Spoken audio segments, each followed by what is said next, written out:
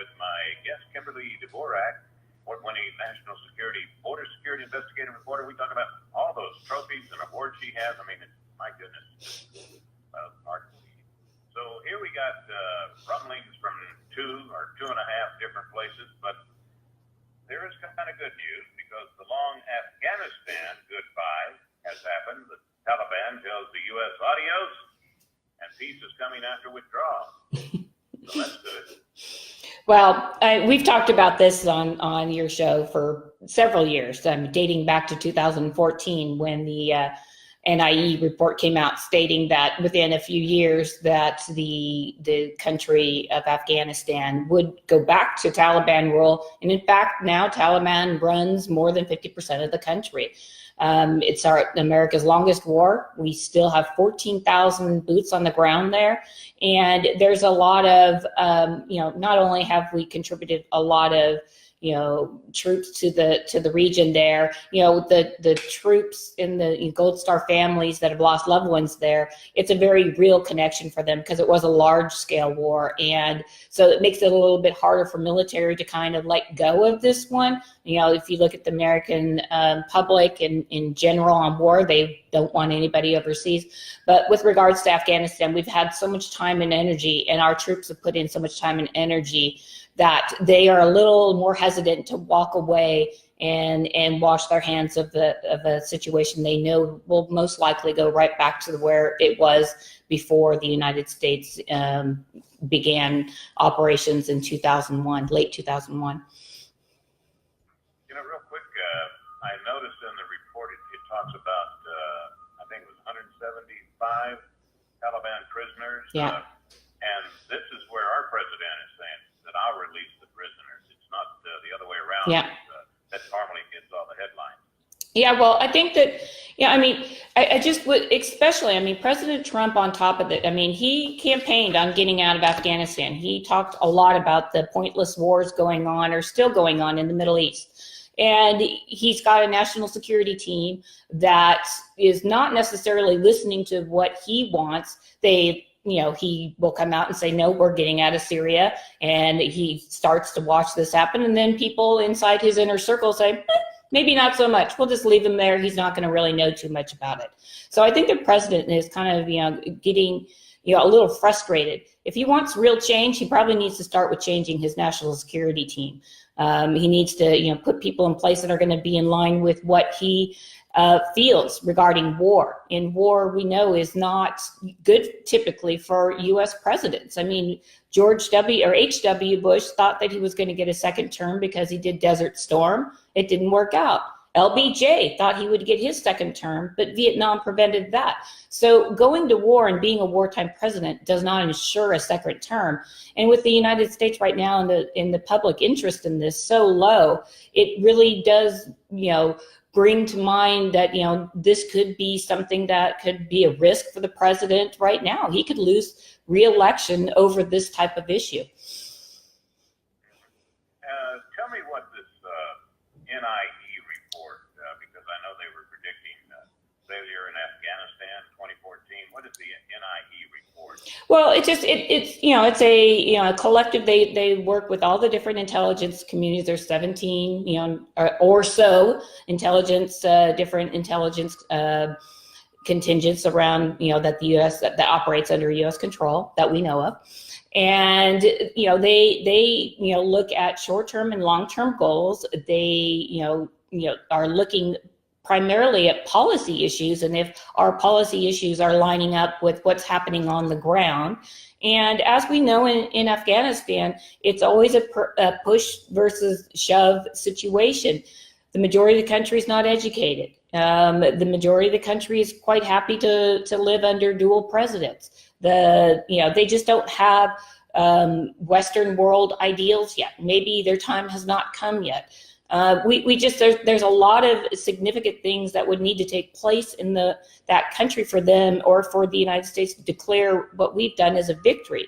Again, we've put a ton of treasure. We've dumped trillions of dollars over the last several years into these wars in the Middle East. And if you look at it today and you look to see where these people are, they still are torturing their citizens. Women still can't drive. A lot of them can't go to school. I mean, there has not been any kind of significant changes.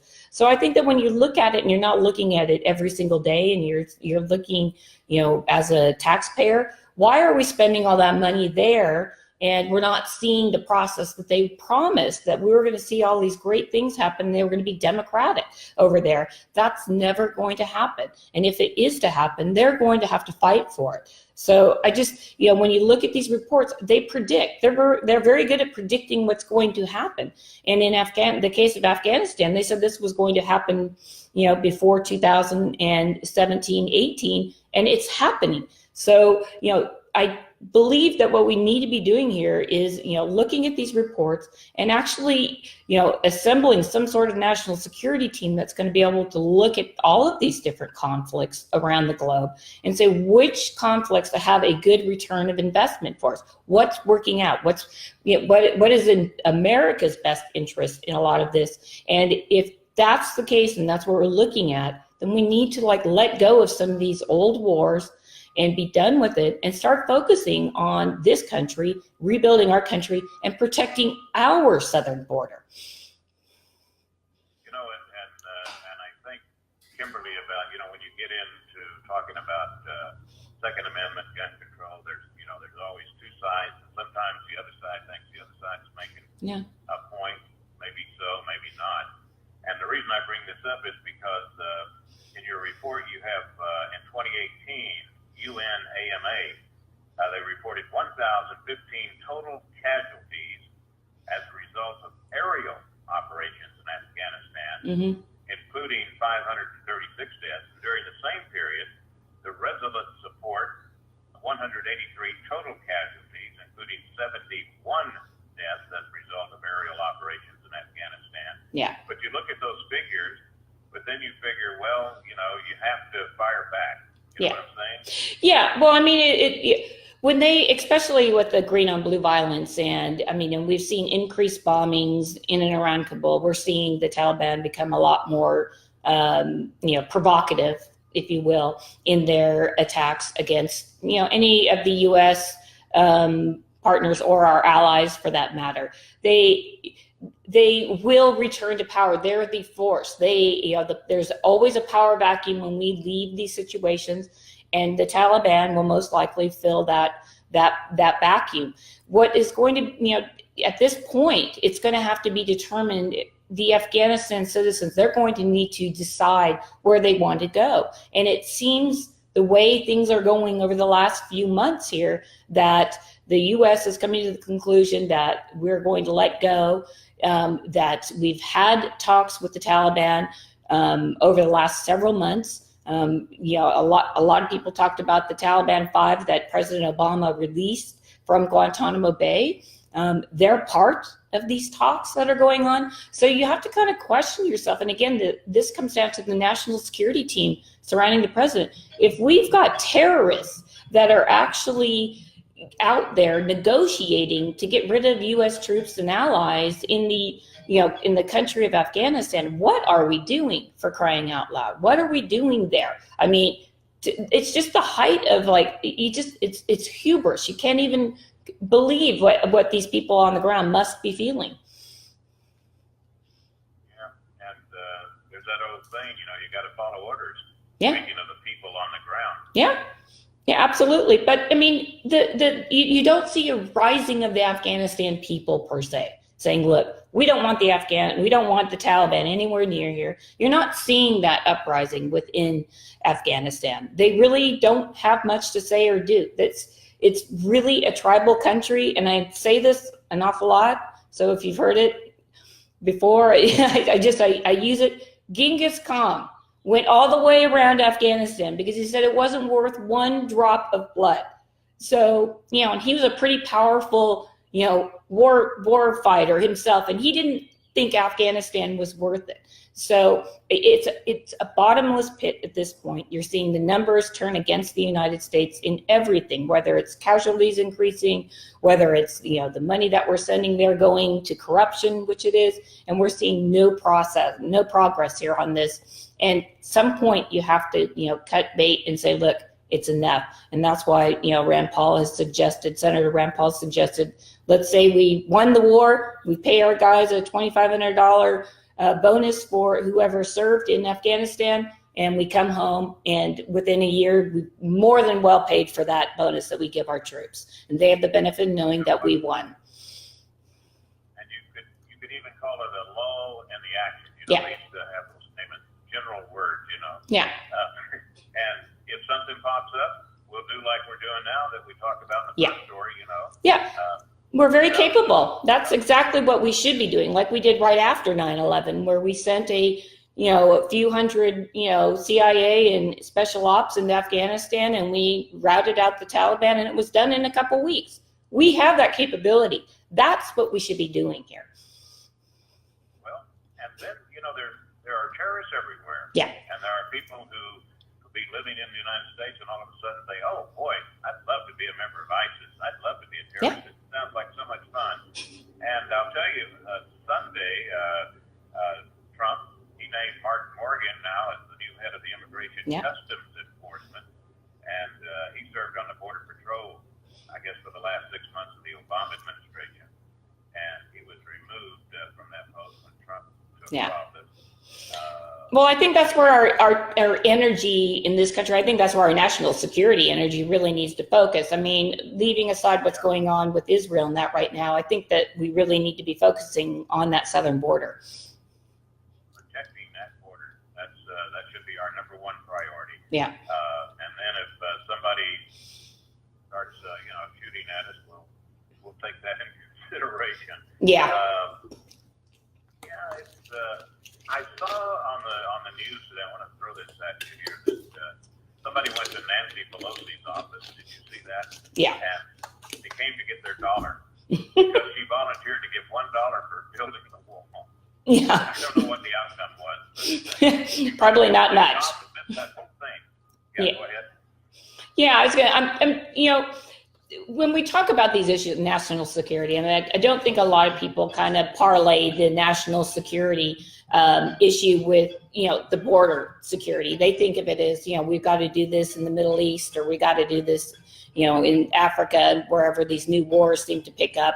But, in actuality, with all of these wars and secret wars we're involved in and terrorist plots all over the world, there's one thing that, that we can do to protect ourselves, and that's protect our borders.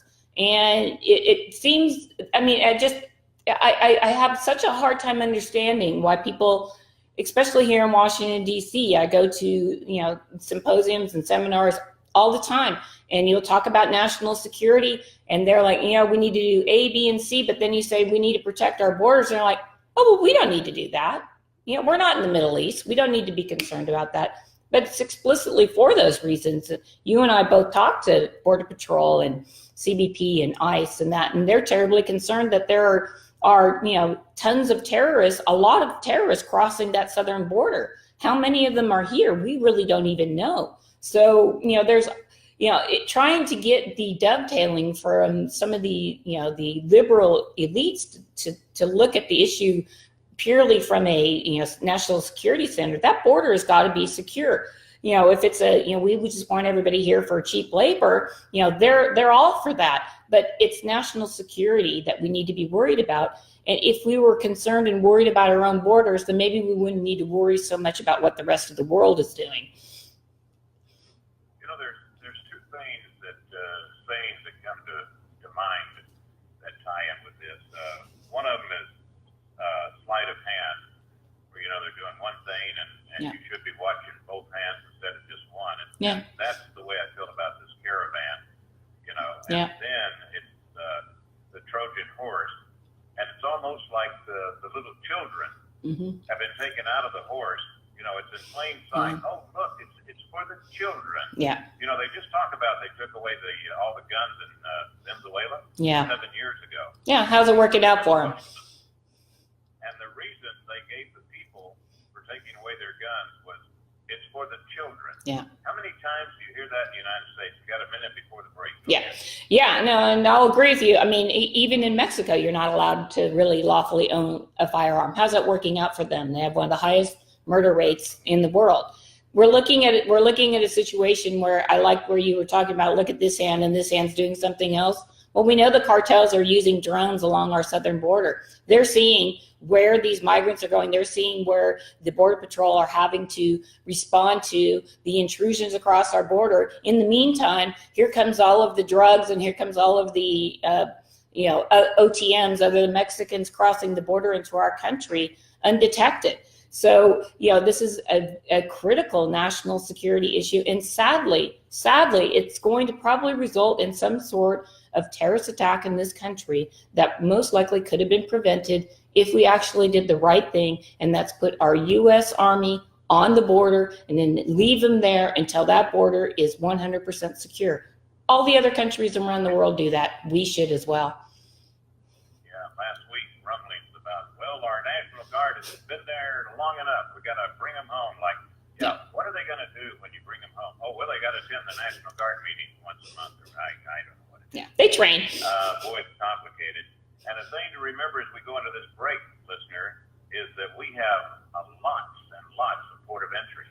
It's not just, down there on the northern border or the southern border. No, it's any airport, any port, near water. Those are ports of entry.